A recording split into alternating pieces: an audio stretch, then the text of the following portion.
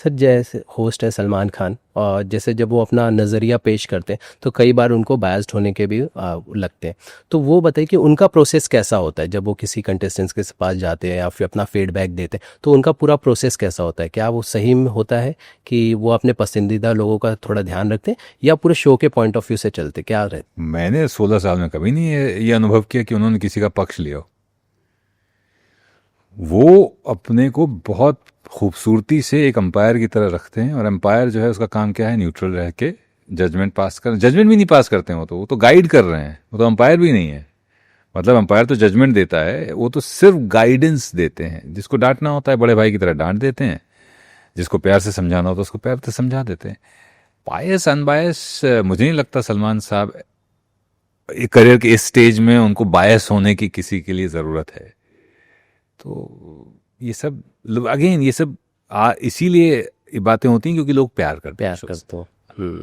But sir कभी जैसे गुस्से में कोई कोई कंटेस्टेंट्स ऐसी हरकतें कर जाते हैं, मजबूरी हो जाती है जब उन्हें शो से बाहर किया जाता है, जब सलमान कहते हैं कि घर से निकल जाओ, बाहर हो जाओ, तो वो डिसीजन सलमान का ही होता है या मेकर्स की तरफ से आता है उनको? मैं ये समझना चाहता हूँ।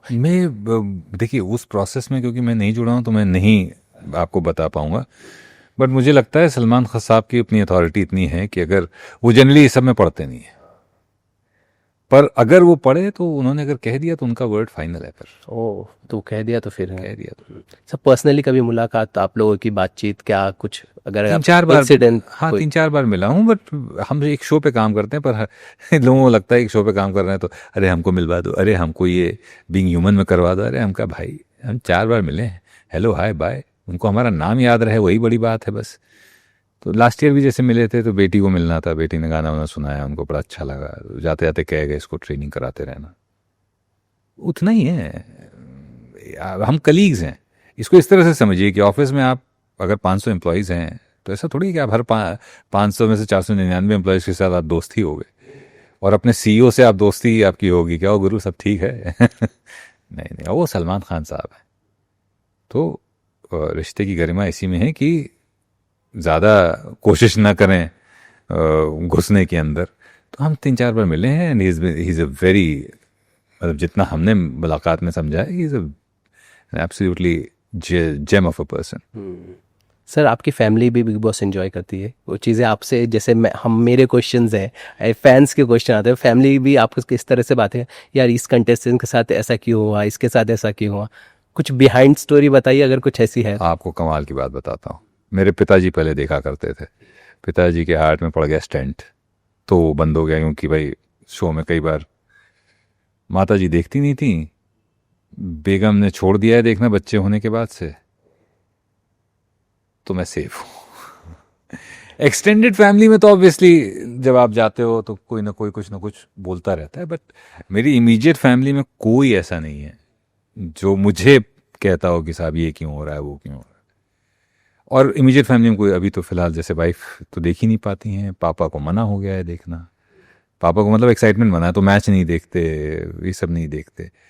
और अम्मा हमारी सत्संग में राम नाम जपने में लगी रहती है। सर देखते जैसे हम देखते हैं ना शो में बहुत सारी चीज़ें एडिट ऑफ होती हैं, बहुत ज़रूरी भी हो जाती है कि हर चीज़ हम नहीं दिखा सकते, वो पार्ट ऑफ होता है। बट क्या कोई ऐसा इंसिडेंट है जो आप बता सकते हैं, आपकी लिबर्टी अगर आपको अलाउ करती हो, कि समथिंग ऐसी कोई एक घटना कंटेस्ट बिना नाम लिए भी नहीं, हम नाम लेके बताते हैं। हाँ, 2009 में हाँ, और जो हम गए थे गौहर वाले जो सीजन था उस घर के अंदर गए थे, ठीक है, वो पार्ट तो आपने देखा जो हम घर के अंदर गए, ठीक है, हम दोबारा जाने वाले थे घर के अंदर रात में फिर से, ओके, क्योंकि इतना मज़ेदार हुआ टास्क तो तुम फिर से जाओ माइक लेके।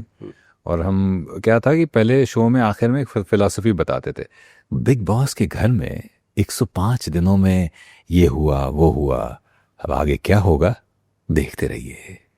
तो ये फिलॉसफी करके उस शो को सम अप करते थे आप। तो बोले ये लाइव करना, जब लाइट्स आउट जैसे ही होंगी तो वो जो कांच का मेन दरवाज़ा है वहाँ खड़े हो जाना और माइक लेके ये बोलना। ठीक है, हम रेडी हो गए रात में 11-11:30 बजे, माइक वाइक लेके एकदम एंट्री के लिए तैयार, और तभी बवाल, भयंकर बवाल, हाथापाई मारपीट। मतलब हमको ये बोला गया 30 सेकंड में आप अंदर जा रहे हो, और उसी 30 सेकंड में थैंकफुली सब हो गया। हम अगर अंदर गए होते तो हम एक आध गुम्मा खा गए होते हैं वहाँ पर। ये कुशल ने जो हाँ, कुशल और एंडी की लड़ाई हो गई तो एक आध कंटाब एक आध घूसा खा गए होते हैं हम भी, तो हम बच गए, वरना कोलैटरल डैमेज हो जाता हमारा भी। Okay sir. सर मुझे ये जानना है कि जैसे बिग बॉस की ये जो पूरी जर्नी रही है जिसमें जिस तरह से आपकी आवाज़, वो एक आर्टिस्ट के साथ क्या होता है ना सर, मैंने कई आर्टिस्ट के साथ देखा है, जब वो कोई एक रोल या एक काम उसका इतना भारी हो जाता है कि उसके फ्यूचर वर्क पे बार बार लोग उसी नज़रिए से देखते हैं। अब आपकी जो जर्नी रही है जिस स्टेज से, जैसे आपने एक डार्क फेस से उठ के आप आए और फिर सारी इस आवाज़ के थ्रू आप तो क्या कभी ये आपको बोझ जैसा महसूस हुआ कभी, या हमेशा आपने इसे एंजॉय ही किया है? आज आपने सवाल पूछा तो मैं सोच रहा हूँ कि क्या कभी बोझ लगा है। नहीं, कभी नहीं। ये तो हमेशा एक और जो इसके साथ जुड़ी हुई कुछ कॉम्प्लिकेशंस हैं जो आप समय समय पर, जैसे एक चीज़ ये होती है, कई बार लोग जो आप करते हो लोगों को लगने लगता है यही आप करते हो, इसके अलावा आप कुछ नहीं कर सकते, तो वो एक कई बार लिमिटेशन पैदा हुई है, पर उसको तोड़ना भी मेरा ही काम है। लोगों को रीच आउट करना और बताना कि साहब नहीं, मैं अगर दोपहर 12 बजे ये बोल सकता हूँ तो मैं अरे भैया कैसे हो आए ये भी बोल सकता हूँ अगर आप कहेंगे तो मैं, मेरी एक रेंज है। तो कई बार ये चैलेंज आता है कि लोग उसके बियॉन्ड आपको देख नहीं पाते, तो वो चैलेंज को ब्रेक करना भी आपकी जिम्मेदारी है। इसके अलावा आज तक कभी ऐसा नहीं महसूस हुआ कि, तो हम तो बहुत खुश हैं और उम्मीद है कि ये खुशी बरकरार रहे, ये साथ बरकरार रहे।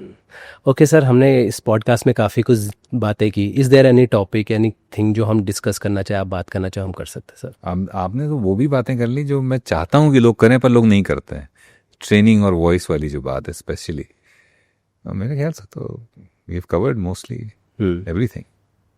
Okay sir, thank you so much बात करने के लिए, और जिस तरह से आपको हम सुनते आए हैं और अब देख भी रहे हैं, आई होप कि आपका काम भी आपकी आवाज़ की तरह नाम करे और भी बेहतरीन रोल्स में आपको देखे सर। Thank you. मैं वो एक हैशटैग, जब भी मेरा कुछ नया काम एक्टिंग का काम आता है तो मैं लिखता हूँ उसमें कि अब आवाज़ दिखेगी, तो प्रयास यही है कि आवाज़ दिखती रहे और चमकती रहे। Thank you, thank you.